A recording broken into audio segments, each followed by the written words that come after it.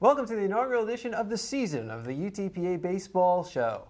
My name is Jonah Goldberg, and we're joined as always by the one, the only head coach of the UTPA baseball team, Mr. Manny Mantrana. Thank you for having me, Jonah. Glad to be here. Glad to be back this season, 956sports.com. The Bronx are already into the season, 4 games in after facing off against Texas A&M Corpus Christi this past weekend at Edinburgh Baseball Stadium. Bronx split with the Islanders, took game 1 by a final score of 3-2. Dropped the first game of a doubleheader on Saturday, 6-4, but came back to win game number 2 of the doubleheader, third game of the series, 11-1, and then fell 10-0 in the finale. So 2-2 to start the season. How do you feel about the start? You know, even though it's early, Jonah, 2-2, obviously it's better than last year, 1-3, but I really feel that we let one slip away. That 6-4 game, the second game of the series, we had a 1-run lead going into the 8th, and our bullpen didn't get it done. So, you know, I felt we should have been 3-1. We're 2-2, and, you know, it is what it is, so we have to take it from there. Well, you got in the 2 wins, you got some really strong starting pitching in Sam Street and Matt Harrell. They were outstanding. You know, they each allowed only 1 earned run. The pitch count was extremely low. They basically, you know, controlled. Harrell basically, I mean, he was cruising from the first pitch. Sam on Friday night, even though he didn't have his best stuff, that's what makes him good. Even though it wasn't his best stuff, he still only allowed 1 run. And gave us a chance to win. So those 2 guys really did an outstanding job for us.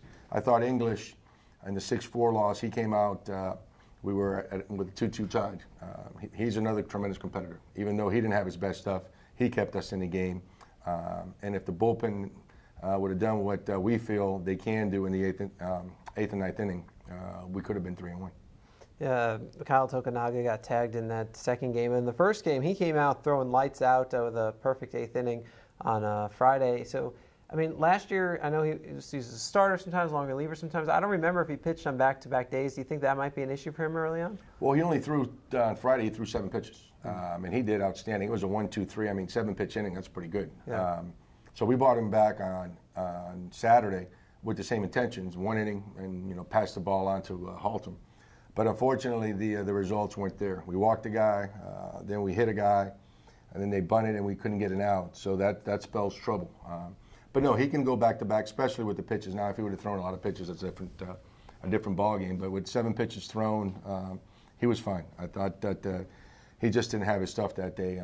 And we worked, and we're going to work on this week to try to remedy that. So we talked a little about the starting pitching that you had this week. I mean, we talked a little about Street in his 7 innings. You know, it's funny. It was arguably one of the worst starts of his career. And when I read off the line, 1 run, 6 hits, 4 strikeouts, 1 walk. We should all have that as the worst start of our career. Because he allowed the leadoff runner on 4 times for the first time in his career, in the first 3 innings for the first time in his career, and he still won, which just... That's so amazing about him that he's that good. You know, he obviously he does a lot of things well, Jonah, but one of the big things that he does well is that he pitches well when he's in trouble.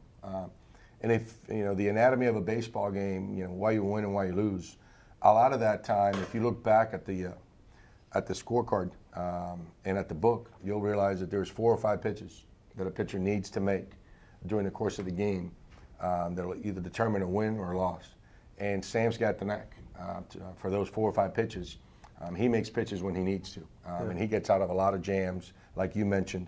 You know, putting on the leading lady or the first hitter every inning, it's not a good thing. In baseball, in college baseball, that's the 3rd biggest predictor of big innings. So if you're leading lady, your first hitter gets on, both offensively, defensively, whatever the team is, that is the 3rd biggest predictor of big innings. But obviously, Sam, I mean, he makes pitches when he needs to, and only 1 run scored.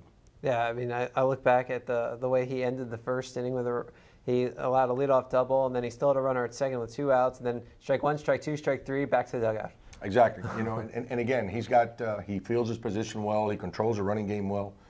He commands the fastball, commands the slider. His changeup is really improved. So he does a lot of things that you want your pitchers to do, but on top of that, he's got that it factor where, you know what, I need to make a pitch. And more times than not, he makes the pitch and he gets out of the inning. You know, the Islanders stacked the deck with lefties against Street, knowing that lefties hit better than righties against Street last year. And I know you've been developing that changeup with him. Do you think that, in a way, it was actually a good thing that he got to face so many lefties so he could keep throwing that changeup? You're absolutely right. Out of the 9 hitters, 6 were lefties. I think that lineup last year would have given Sam some trouble. He dominated the right-handed hitters last year. Lefties got him pretty good. But I think with that changeup, that makes all the difference, Jonah. And it showed on Corpus where they stacked the lineup with the left-handed hitters, but yet they only scored 1 run. And part of that also thanks to some stellar defense. Evan Mason, very first inning of the season, made a great diving catch, full frontal. You know what? He is a junior college transfer, and he is really an excellent defender. He's going to track some balls as he showed this past week, and he really tracked some balls down in center field this opening weekend. He has a really good arm. I mean, he runs well, but I thought that defensively, except for that last game that he kind of overthrew the cutoff, he played exceptionally well. I thought Chuy Garcia, our shortstop, also played exceptionally well. So I think defensively, we've got a chance to be a lot better. Off-season last year, we went in with into recruiting knowing that we needed to solidify the defense. I think we did that. We needed to do a little bit better as far as recruiting with team speed. I think we need that. And also with the arms, I think we're much better. So it's going to be fun watching Mason track down all those fly balls and line drives in center field. Oh, yeah. I mean, he's got so much range. And, your defense also, when you turned a bunch of double plays this weekend, I think my favorite one was back on Friday. The standard run-of-the-mill 6-4-5 double play fielder's choice. Standard run-of-the-mill. I don't think I've ever seen that play before. No, you know what? They had first and second, and then they kind of hit like a soft line drive that Chewy really got in front of it. And that's what makes him, he's got really good awareness. He threw second, got that out, and then we've got the runner from second and third to turn that double play.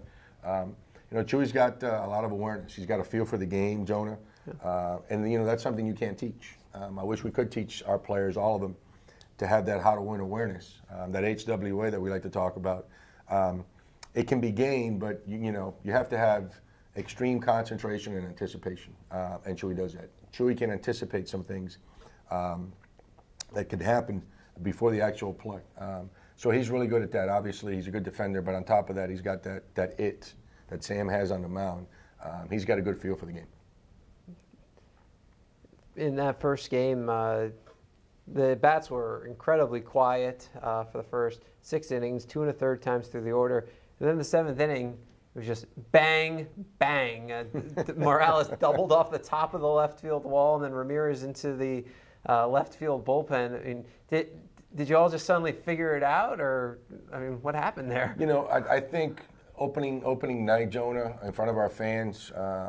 What we told the boys after the 5th inning, we called them in. We kind of let them know that, that nervousness, that anxiety is good if you can control it. But if you can't control it, then you're trying to do too much, and the outcome is always going to be a negative outcome. So we gave them the example of how fire can keep your house warm and can cook your meals. So if you use fire in that way, it's a good thing. But if you let fire out of control, it can burn your house down, and it can kill you. So we let them know, hey, we have to use that energy, that nervousness for a positive to help us, and not like fire, we can burn down the house and can kill us. So I think they did a good job. Again, I thought they were anxious. I thought they were nervous, for opening night. And it took us about 5 or 6 innings. But you're right, that 7th inning, Morales missed a home run by about a foot, and then Ramirez came in and hit that big blow to help us tie the game.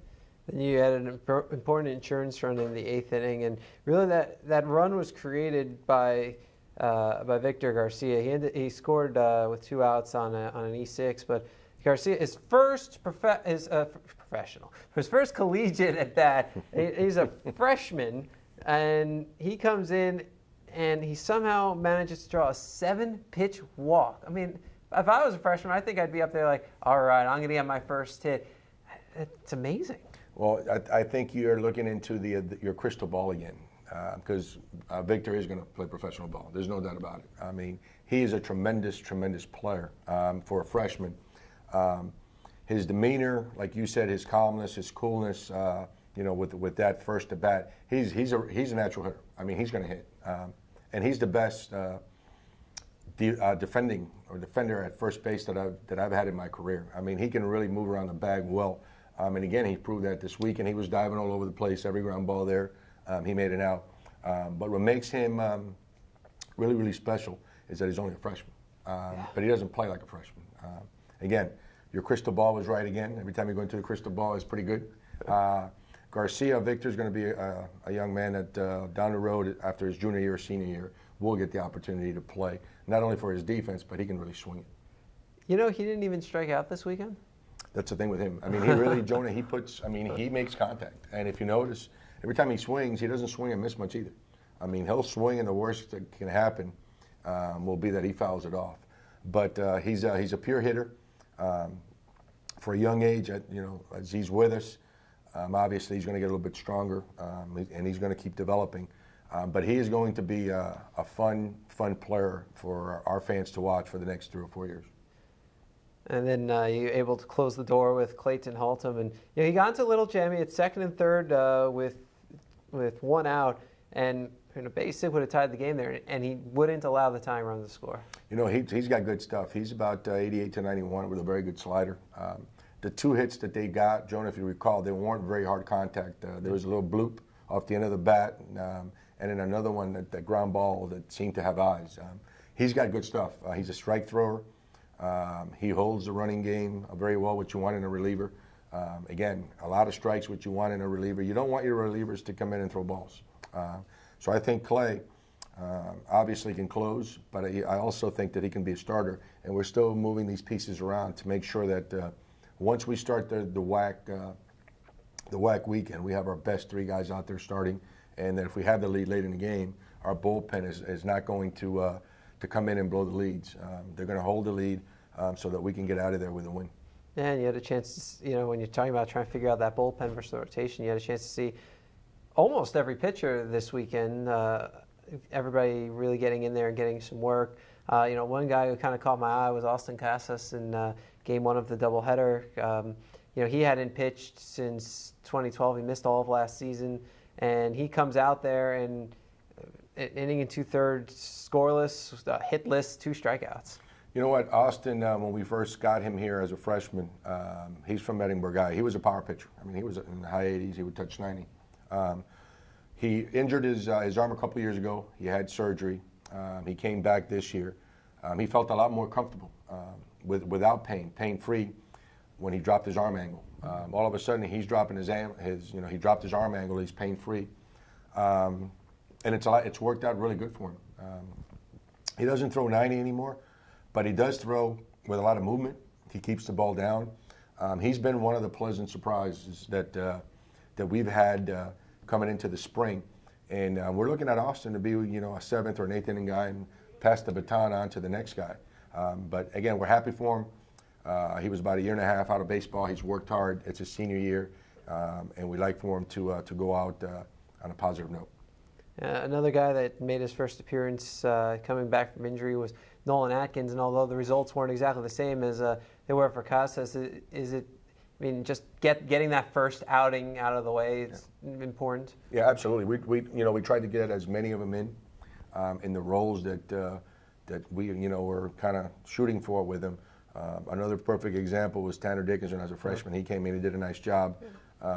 Even though that at the end of the day the numbers won't reflect, because he pitched well. He had 2 outs. He left the bases loaded. We brought in after 2 innings of pitching.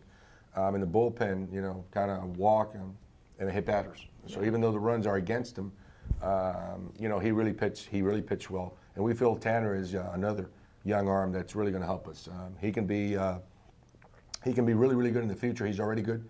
Another strike thrower. Can locate the fastball.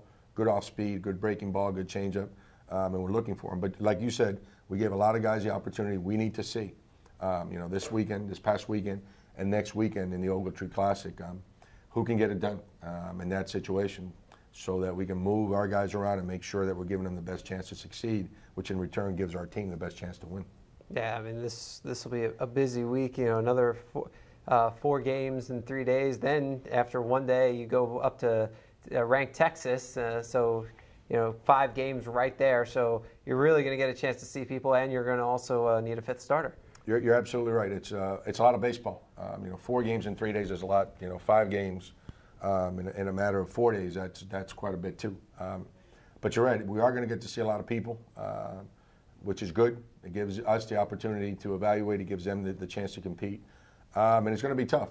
Texas is ranked, A&M is ranked, TCU is ranked, Oklahoma State is ranked, and we go and play all those guys. But that's the way it needs to be, Jonah. You got to play the good teams. If you want to be the best, you have to play the best, and we're doing that. So I think our guys are going to compete. I think it's going to be a fun weekend now with the Ogletree Classic. There's 2 games on Friday. First game at 3 p.m. Northwestern from Louisiana and Prairie View A&M. We play the second game at 7 o'clock on Friday versus Northwestern. On Saturday, there's another 2 games. We'll be playing in both. The first game at 3 against Prairie View. The second game at 7 against Northwestern. And finally on Sunday, 1 p.m. start ourselves against Prairie View. Then we'll give the boys off on Monday, and we're off to Texas, to Austin on Tuesday. No rest for the weary. Yeah, you're right about that. That'll be good too. I mean, you see 3 different opponents also. So that's the cool thing about the Classic is you won't have guys like the players that you're facing off. They won't necessarily be learning you as quickly, and it also gives you kind of more of a feel for a conference tournament type of situation because you have to quickly adjust between playing multiple teams with the possibility of playing the same team twice later on. Absolutely right. And you want to do that early. You want to play the best competition in tournament-like settings early, because what that does is kind of helps them get into the mindset of at the end of the season, we're going to have to participate if you get into the tournament. That's the way it's made up. Like you said, adjustments quickly, different teams, maybe the same team a couple times. So it's it's good for the end that we're having the tournament here. There's 3 teams involved, and it gives them a kind of a head start onto what to expect down the road for the WAC tournament. Knowing that you have those 5 games and you're going to need 5 different starting pitchers, you had 4 this past weekend. Do you use the same rotation and just add 1 person, and do you decide Tuesday starter in advance, or do you wait and see how the weekend goes first? Now, you know what? We've got a couple young arms that are really pushing. All things being equal, Jonah, I would like to give our upperclassmen the first opportunity. But if the freshmen, if our upperclassmen get the opportunity, they don't, and they don't execute, you have to give the young guys a chance. And we've had young guys, pushing pretty much the entire fall. One of those guys is Andrew Padron. Had a tremendous fall. Another freshman. He's going to be a tremendous arm for us. Obviously, Sam is the guy Friday. On Saturday, we're going to keep it the same. I thought English kept us in the game, even though he didn't have his good stuff. Matt Harrell threw excellent. But we're going to give Padron a shot on Sunday. I think he's earned it. I think he's going to be a terrific arm for us. And on Tuesday, we have a junior college transfer that we're expecting some things from. And we're going to throw him out there against Texas, and that'll be Alex Henson. Alex Henson got to pitch a couple innings and 2 different appearances over the weekend. And although he was charged with a run the first time, he pitched a scoreless inning, and then he allowed the leadoff hit before getting pulled, so an inherited runner scored, and then he allowed an inherited runner to score, but otherwise threw a scoreless frame when he came in on Sunday. So you like what you see from him so far, I guess? He's a lot like, he's a left-hander first of all, but he's a lot like Sam, where the other team, they're going to get their hits, but it's really not hard contact. He has a way of making the other team miss the sweet spot of the bat, Jonah. He's about 6'3", 6'4". He's got good downhill playing, but he has that knack of missing the sweet spots on the barrel, just like Sam. So we're going to throw him against Texas. It's going to be good for him. He's a junior college guy, so he's got some experience. And we're going to see what happens. We're counting on him to give us some innings this year. Hopefully, he can be the guy in the middle of the week. And, again, it's still early. Other options. We've got Kyle Tokunoga. We got Tanner Dickerson. We got Logan Landon. We've got guys that might be able to be that weekday guy, like you mentioned. But we have to find out who can do what. And we're going to give Alex a chance to throw on Tuesday against Texas. Looking at some of the hitters, you had a few guys who got to play. Who redshirted last year. Both Brian Stites and Edward Cordone getting plate appearances. And Stites, he got a couple of starts at DH, and he looked pretty good. You know what? Brian has made huge strides from last year. Right now, he's improved defensively, but his biggest improvement, his biggest jump, Jonah, has been with the bat.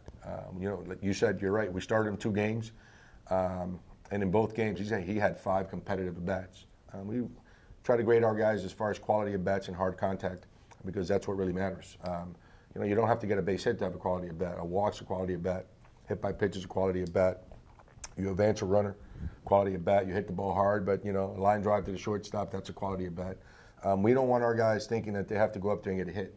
What we want our guys thinking is, hey, go up there and give us a quality of bat. And if you can string, 5, 6, 7 of those quality of bats together, that's going to lead to big innings. Brian really had tremendous at-bats, quality at-bats. He had a good weekend for us. Another freshman, Victor Garcia, was just unbelievable with the bat. I thought Morales swung the bat really, really good. And Evan Mason had some quality at-bats. So those 4 guys had a great weekend. We're telling them, and we told them at the beginning, not every guy is going to have 56 good games. What makes good teams are those 4 guys are hot. When those 4 guys begin to cool down, another 3 or 4 guys need to pick us up. Hopefully all 9 guys can get hot at the same time, but it doesn't happen too often. So you need 3 or 4 different guys as the season goes on to be the guys that produce for you on those games and just kind of pass on the baton where, okay, these 4 guys are out this weekend. Maybe it'll be another 3 or 4 next weekend.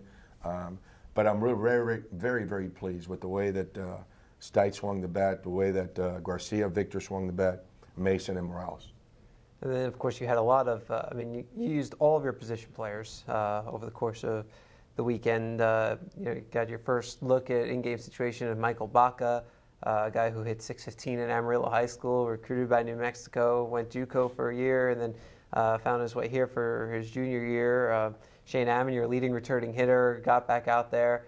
You have so many parts. Like you have so many guys that can play. Like Omar Avila was able to start second base on Sunday. It really fosters a lot of competition, I imagine, during practice. So everybody's trying to force their way into the lineup. You're absolutely right. We have a little depth this year, Jonah, that we've never had in the past. Like you mentioned, with Mike Baca, Shane Ammon, both of those guys can play. Omar Avila, probably the second best pair of hands in the infield after Chewy. He's a very, very good defender. But we've got guys that are pushing each other for playing time, and I think handled the right way, that's a good thing because it makes everybody better. So we do have some depth. We do have some competition going on. And next weekend we'll try to do the same thing, give as many guys the opportunity to play as possible so that we can learn a little bit more what they can and what they can't do once the lights are on. The Bronx host the Al Ogletree Classic this weekend. Prairie View A&M faces Northwestern State Friday at 3, then at 7. The Bronx take on Northwestern State. Saturday at 3, the Bronx face Prairie View A&M. At 7, Northwestern State.